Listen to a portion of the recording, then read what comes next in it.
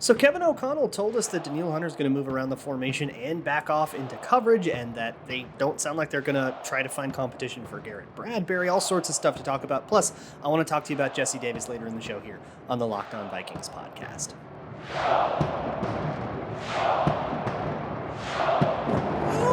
Ooh-wee! You are Locked On Vikings, your daily Minnesota Vikings podcast, part of the Locked On Podcast Network. Your team every day. What's going on, everybody? Welcome to another episode of the Locked On Vikings podcast, part of the Locked On Podcast Network, your team every day.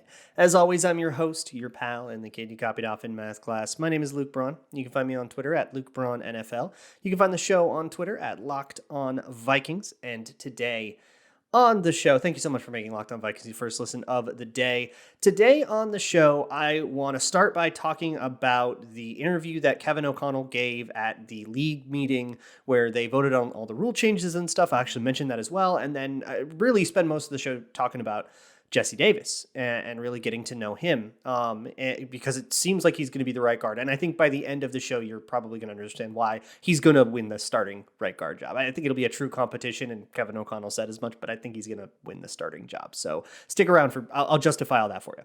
But first, let me talk to you about the Kevin O'Connell thing. He dropped a bunch of really interesting nuggets in this half-hour interview. I'll link it in the show notes or the YouTube description for you. And there are some things that he said in that really jumped out to me that I haven't seen a lot of people talking about or covering, and I really want to get into. The one that really jumped out to me is talking about the option of having Danielle Hunter cover. That's interesting, right? And I've kind of been against that, and I still am, even after hearing Kevin O'Connell talk about it. But he kind of talked about, look, we've seen Danielle Hunter drop off into coverage sometimes in what's called a fire zone blitz, which you've probably heard of before. But if you haven't, it's a zone blitz, so zone coverage with a blitz on it, and usually the gimmick of it is that you have a defensive lineman drop into coverage, and then a coverage player like a linebacker or something rush the passer, and it screws up the offense's protections, and it's a little tricky trick. And Danielle Hunter will drop into coverage sometimes as part of that blitz. It's like a subversion. Everybody has it. Their edge rushers do that. Sometimes they'll have their tackles do that. I mean, I think I saw Dalvin Tomlinson in coverage once. So O'Connell talked about, hey, like, we've seen Danielle Hunter cover. We know he has the skill set to do this. And he says, like, look, we're not putting him man to man on a slot receiver, right? He's dropping to a spot, and it's more just about like understanding where you're supposed to go, hit your landmark, and just sort of be there. And so that the quarterback can't throw to that spot, and the rest of the coverage sort of operates off of there.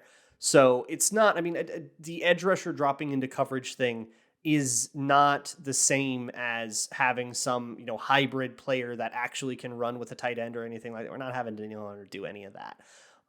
But he will do some cover. And so, call him a linebacker or whatever now if you want to. I still think it needs to be primarily an edge rushing job. Back him off as part of a weird blitz, do that, sure. But for me, I think about it from the opponent's perspective. If you are the opposing tackle and you are going up against Danielle Hunter all day, your favorite rep is going to be the one where Danielle Hunter didn't come at you. To that end, though, it seems like they're going to move Danielle Hunter around the formation a little bit more than Zimmer did. Zimmer really had Danielle Hunter line up, and Griffin too. Hunter and Griffin lined up on their side of the field, went up against their same guy all day, and there's an advantage to that. You set up a guy, you really get that guy gets to know you, and you can kind of learn a tendency, and then you can subvert that tendency, and the elite ones can really make that singular dude's life hell. But then, you run up against some elite tackle, and suddenly that isn't going to work anymore. Or, if there is anybody in the league that can keep up with Danielle Hunter, the best tackle in the league or whatever, then suddenly you lose that advantage. Whereas if you're going to move guys around, you're going to be able to find those matchups and make everybody's life just a little bit of hell. I am super for the idea of moving Danielle Hunter around. Sure, let's get weird. Let's learn about it. But I'm not super for the idea of backing him off into coverage. It just seems like a reprieve, a relieving rep, maybe is a better word for an offensive tackle. And I don't want to give them that sense of relief. It's not about not thinking he can do coverage. It's about not wanting to take him away from pass rush. But look, if it's just part of like the occasional blitz here and there, yeah, whatever, that's totally fine. But I also want to talk about, he was asked about Garrett Bradbury, or he was asked about the whole offensive line. And he went over the whole offensive line, and he talked about Darisaw, and he talked about Cleveland, and a lot of it was just kind of coaches gassing up the players, trying to drum up hype, and that's what you do in press conferences. And then he got to Garrett Bradbury, and he talked about, we're going to do some schematic things that we think are going to give him some tools that are going to help him out, or something to that effect. So it wasn't, we're going to have competition, and, it wasn't, there seemed to be no uncertainty that they intend to have Garrett Bradbury be the center in 2022. That's going to make some people upset, let me tell you. Now, if you know me in this show, I mean, Garrett Bradbury has become something of an in-joke because I've defended him a decent amount. My approach would have been, greatest Garrett Bradbury defender of all time, I would have brought in competition for him. And if they don't, wow, they're way higher on him than even I am. And then he also went on to the right guard position and said, we're going to have good competition there, blah, blah, blah. I think Jesse Davis runs away with that competition, but it does sound like they're going to have a true one. It's going to be truly best player wins. I just think Jesse Davis is the best player based on the evidence that at least we have publicly available to us. There was one coachism that he said that I want to highlight because I just think it's dope. He said, never fight a fair fight, and he tells his coaches that, and it's like a schematic thing. He was talking about that in the context of when you go for fourth down. And he was kind of talking about it not necessarily in the, well, what's the situation where there's the most to gain, or what down and distance, blah, blah, blah. No, it's at what point do we have the advantage here? At what point are we able to convert this because we've got their wrong personnel out there and we can, get up and sneak it and never fight a fair fight. I love that as like a schematic thing from a football coach, make sure you're putting yourself in the situation where you have the advantage all the time. You don't have to do this the hard way. And I think that's not a thing that Zimmer was very good at. So if there's something that O'Connell's going to be better at, I think that philosophy might be one of the things.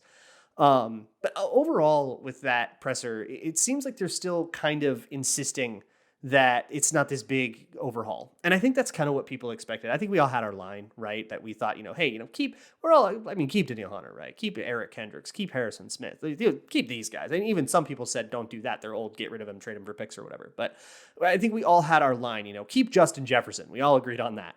But maybe you wanted to get rid of Harrison Smith and trade him for picks. Maybe, most people drew their line before Garrett Bradbury. Most people want to replace him. And it seems like the Vikings drew that line way, way, way further back than everybody else did. I think that's interesting. Also, at this meeting, an overtime rule got proposed and accepted that now in the postseason, both teams will be guaranteed a possession. I talked about that a little bit after the Bills-Chiefs game, if you want to go back and listen to that one in January about my opinion on it. But the Vikings' opinion on it is very interesting. They voted no on this, one of three teams to vote no to that.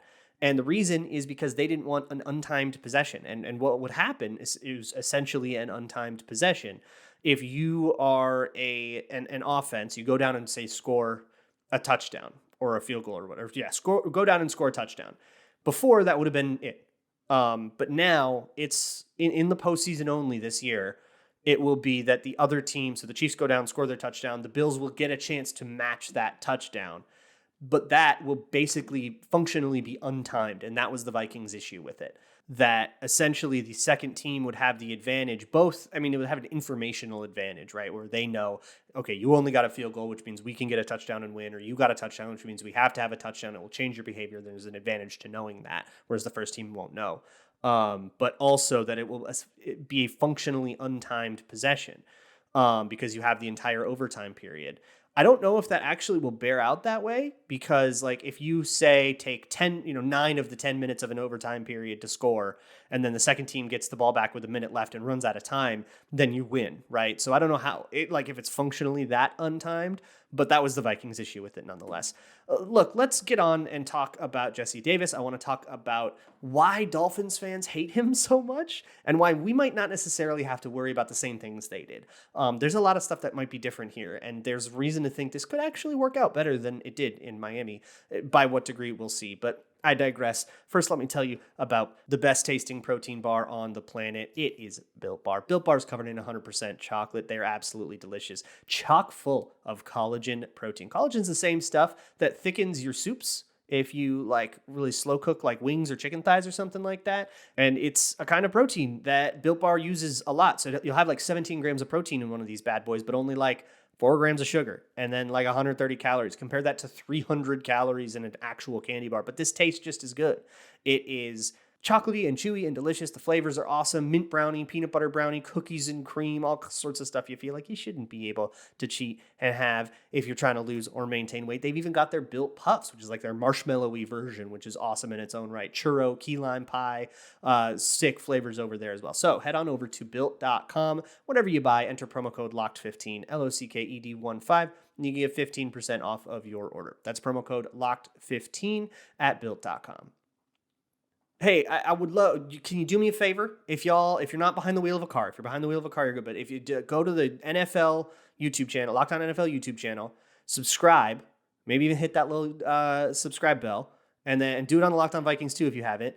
And then find me over there on Tuesdays all the time. I know Locked On NFL is on YouTube, and I'm there every Tuesday. And actually live, we record it live. So Monday evening-ish, you can usually find me and Ross over there recording live, and it's a disaster every time. We love it.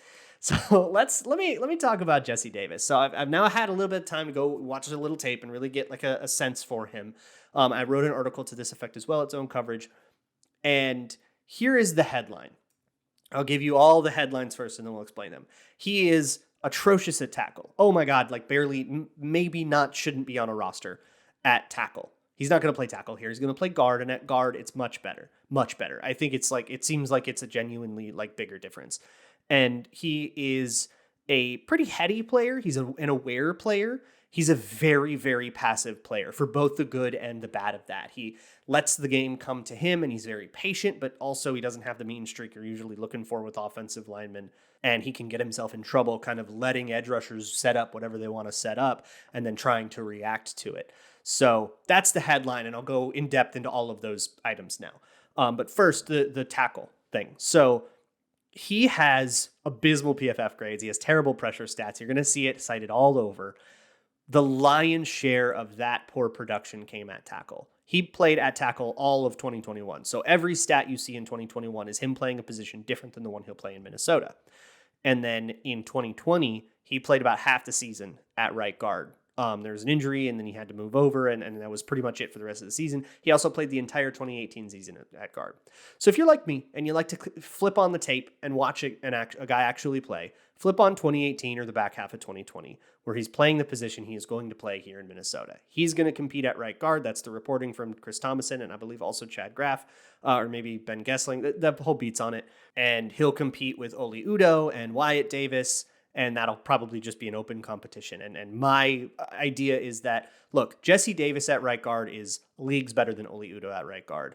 And considering that Wyatt Davis couldn't get into the lineup over Oli Udoh despite all of his struggles, I have a sneaky feeling Jesse Davis is better than him too. What we have to do here, we have to enter a little pretend zone. I did this in the article. We got to enter the twilight zone where he never played left tackle, and we only evaluate him on his right guard snaps. That's not going to be the final evaluation, but it's how we have to start. We have to look at him and say, this is what he's going to do. This is the position he's going to play. And this is the cliche I always say is don't evaluate what the player has done. Evaluate how good they are at the thing you're going to ask them to do, right? If you're going to get a really good coverage linebacker and ask them to be a run thumper and a blitzer, obviously, you're going to pay for coverage ability, then use something else. That's going to be a misevaluation. That's how a lot of misevaluations happen in the NFL. From the amateur perspective like me, and from the pro perspective, honestly, like that happens to NFL teams too. Nobody's free of it. So don't evaluate Jesse Davis on tackle when we're not going to ask him to play tackle. Now, he could end up being backup tackle, so evaluate him there. Can he be good enough to be a backup? And honestly, my answer is no. I would not want him to be I'd rather have Rashad Hill as a backup tackle. So if he ends up being the backup swing tackle, I would be disappointed in that. But as a right guard, can he be right guard is a much closer question. I would not go as far to say like, boom, yeah, this guy's the answer, or anything like that. But he is definitely better than what we had last year. Low bar to clear, but he clears it, and the other guys on the roster don't. So there's that. And we'll actually talk about like his traits and stuff, but it's this really, really difficult thing that we have to do. And we all have to do it together as a family, as a community. We have to forget information. It's like getting spoiled for your favorite TV show and then having to like forget that on cue, and not like ruin the ending. It's so hard to forget stuff on purpose, but we got to try. We have to pretend we exist in a world where it's only the right guard reps. Evaluate those, and then later we can fold back in the tackle reps and say, well, at tackle you had this problem and that problem. How does that bear out at guard or whatever? Can we actually glean anything new? But I'll tell you right now, watching him at guard, there's enough to watch where I think I got a pretty good idea of who he is. So that's what I really want you to focus on, is anything you see that's 2021 stuff, throw it out and just focus on the last time he did the thing the Vikings are actually going to ask him to do, and watch that. It's going to be a much closer thing, and you're going to have a much better idea of who he is. So we'll get into that. First things first, though, let me talk to you about your car. Look, getting your car fixed is no funny business, all right? It can get really expensive on you really fast, especially if you let a problem get out of hand. So if you're looking to save a buck on that, maybe lop a little bit off the top, go to rockauto.com. If you need a repair, ask what part they're going to get. And if they need to order a part special, it's going to take 2 weeks to get there anyways, whatever. Don't go to like some auto body shop or let a mechanic upcharge you for that. Just go to rockauto.com, enter your make, your year, and your model. They'll get that part delivered directly to your door, and then go to the mechanic and say, here, I got a part. Can you just install this? And I'll just pay you for the labor. Easy peasy. Rock Auto is a family company. They've been doing this online thing for 15 years. So why spend 30, 50, even 100% more on auto parts when you can just go to rockauto.com and order them directly from the manufacturer? You're not getting a cheaper version of the part. You're getting the same part, same package, same everything off the same assembly line, but you're getting it for cheaper because you're cutting out the middleman. So head on over to rockauto.com, and whatever you buy there, let them know in the How You Heard About Us section that Locked On sent you, because if you don't, the rabbits are going to get Tinder accounts and start scamming unsuspecting European women. Rock Auto, amazing selection, reliably low prices, all the parts your car will ever need. All right, let's actually talk about Jesse Davis's traits. So, like I said kind of at the outset, passiveness is the word that comes to mind when I think about Jesse Davis. And that's not necessarily the word you want to think about when it comes to O-line, but there are advantages to that. There's disadvantages, and you kind of just have to decide how you feel about it. But here's what I get. He's a veteran, and he plays like a veteran. He doesn't play like some bewildered rookie with his head spinning, not knowing where to go. He knows how to pick up a stunt. That has been something notoriously difficult for the Vikings. In fact, teams game planned for the Vikings by bringing out stunts every play. If you go rewatch that Week 4 Browns game, if you have it in you, or if you just want to suffer, go watch that and just watch the Browns defensive line and just look at how often they used twists and stuff. And the Seahawks did a lot of that too in the week before. And there's a lot of games throughout the whole Vikings season where teams really used an abnormal amount, more than they usually would, because they knew the Vikings sucked at picking them up. And this goes a long way to solving that particular problem. Oli Udoh, his head was totally spinning. Dakota Dozier in 2020 was even worse at it. And that is... it's a difficult skill because you have to kind of know not to take the bait. Most of these stunts have, one player crashes into an offensive lineman while the other player loops in behind and takes advantage of the gap that first player created, right? That's the way to do it. So if you are assigned to that first player, you're Dakota Dozier, your assignment, the guy lining up across from you, is about to go crash into Riley Reef on the outside at left tackle. You can't follow him too much. And Dakota Dozier had a really bad habit of doing that. You can't take that bait. You have to be able to stay disciplined. And if he is going to leave you and go attack Riley Reef, he becomes Riley Reef's problem. Or I should probably use 2020. If you're Ezra Cleveland and he goes and attacks Christian Darrisaw, he is now Darrisaw's problem. And you, Ezra Cleveland, have to be prepared for the looping guy coming around to pick him up. You have to have your eyes active. Active eyes is what I would call it. You have to be looking around, see everything, see beyond just the guy in front of you, and be able to process that in real time. Dozier never could, and it's a big reason why he gave up a lot of really easy free sacks that Cousins could do absolutely nothing about. A lot of those happened because of Dakota Dozier failing on a stunt. Jesse Davis is very good. He's very active eyes, sometimes almost too active. Sometimes he'll actually get caught looking at a guy, thinking, oh, is that guy going to come crash into me? Is that guy going to come do a twist or something like that? And he'll kind of get caught missing something else because he's too busy, looking at something other than what's in front of him. But way more often than not, this is a good thing. Those active eyes, that just awareness of what's going on around him, makes protections a lot easier. It means, you can pass a guy pass a lineman off to your teammate, and then you take his guy, and then their whole game stunt thing didn't work, and you can win a lot of reps that way. It's really good. He sets up very passively. Like passive is always the word. It's very quick to set up a house. Like he's not slow off the ball, but he doesn't fire off the ball like you would hope an offensive lineman does, especially an offensive lineman who's coming into a wide zone scheme. And this is the next thing that's different. So Miami had him play a bunch of tackle. All Dolphins fans hate him because of what happened at tackle, and rightfully so. He's not going to play tackle here. You might think of a problem being solved that way. He also is coming into a wide zone. They didn't do that really in Miami. They ran a lot of duo. They kind of really struggled with an identity. I talked yesterday, I talked to Travis Wingfield of Locked On Dolphins about it. Or formerly of Locked On Dolphins about it. And he was telling me about look, they didn't really understand. They had some counter, they had some power, they did a lot of duo. They kind of really fluctuated, and they never really found a running identity. It was one of the Dolphins' problems. But none of that was ever a zone. And zone requires different footwork. A lot of times it requires you to fire out of the blocks, to really come off of your stance, take 3 really, really aggressive steps. And he does not have that habit. He has a habit to build his house and then move, right? Get ready to accept contact and then move. And that's part of it is a pass protection habit. Part of that is a bit of a duo habit and sometimes power and stuff. When he's asked to pull, he's done fine with that. And that kind of tells me that if he's drilling this and he's in a wide zone and he's drilling, firing off the blocks aggressively, that's more of a practice thing than a mentality thing. I mean, that's just habits. So I don't think that I'm not concerned about that when it comes to transitioning to a wide zone. And I'm certainly not worried about his athleticism. He's very, very athletic. He killed the jumps. He did a great 3-cone, and it shows up on tape. He definitely has the ability to get out in space and find a guy.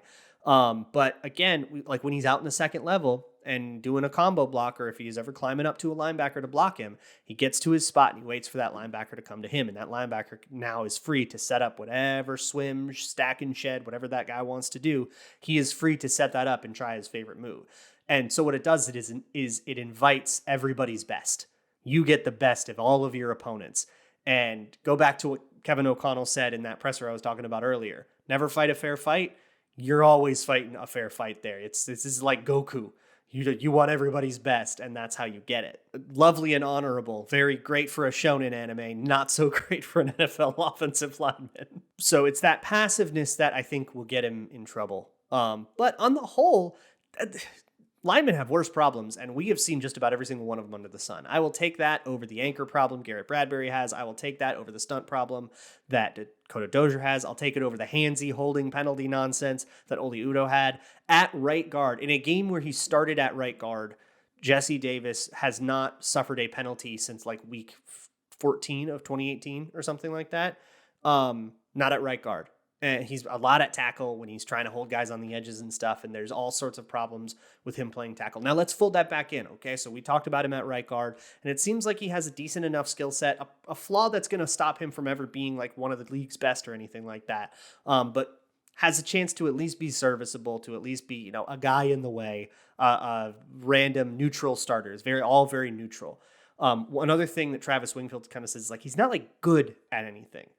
He's okay at a lot of things, but he's not good at anything. And I get that. There is not a strength that is this is his game and this is how he beats you and this is how he wins. And this is the thing that instills fear in the opposing defense as they're preparing for Jesse Davis. There is nothing like that. And you might not need anything like that at guard. Guard's one of those positions where you kind of can get away with being a jack of all trades and a master of none. But you have a couple of little weaknesses, and you're going to get a guy that's probably going to be a bottom half of the league starter, but maybe, actually a starter. So there he is at right guard. Fold back in left tackle. The problems he gets. He's very passive coming off the blocks, and that means speed rushers can get around him. He's very unwilling to be aggressive when it comes to the point of engagement. There's a lot of letting it come to you. And then again, you get every edge rusher's best because they get to set up whatever it is that they want to set up, and you aren't stopping that because you aren't being preemptive and proactive. They say pass pro isn't passive. Jesse Davis is. And so that really kills you at tackle. I mean, that destroys you at tackle, and it's a lot less impactful at guard, and that's why the move inside to guard yielded such better results in Miami, and why I have every reason to believe that would continue in Minnesota. And hey, if the wide zone unlocks some great new thing in him, maybe we found a diamond in the rough here. I wouldn't hang your hat on that, though. It's the guy's just going to be a guy, and with any luck, he's not the guy you're talking about every single Monday. He's just sort of a dude, and games will be decided elsewhere, and sometimes that's all you need from a guard. So, look, a lot of people really hated this signing. Honestly, I hated this signing when it first happened. My initial reaction was, one of the first things I usually do is say, okay, what is his former team saying? Are they going, oh, no, we miss it? With like Harrison Phillips. All Bills fans were like, no, I really hoped we would get him back. We're going to miss you forever. That's, that kind of helps to inform me. And you look up what Dolphins fans were saying about Jesse Davis, and they were all celebrating his demise. So... not encouraging, but after looking at tape and stuff, I understand why Dolphins fans feel the way they do, and I understand why the Vikings did what they did. And for clips and more detail and stuff, go check out the zone coverage article. I will see you all tomorrow, and we'll talk about whatever it is we talk about. In the meantime, check out the Locked On NFL Draft podcast. We will get to that. I didn't get to do a prospect of the day. Maybe we'll do 2 tomorrow. Who knows? I can do whatever I want. It's my show. You can't do anything about it. You're not the cops. I'll see you tomorrow. And as always, Skol.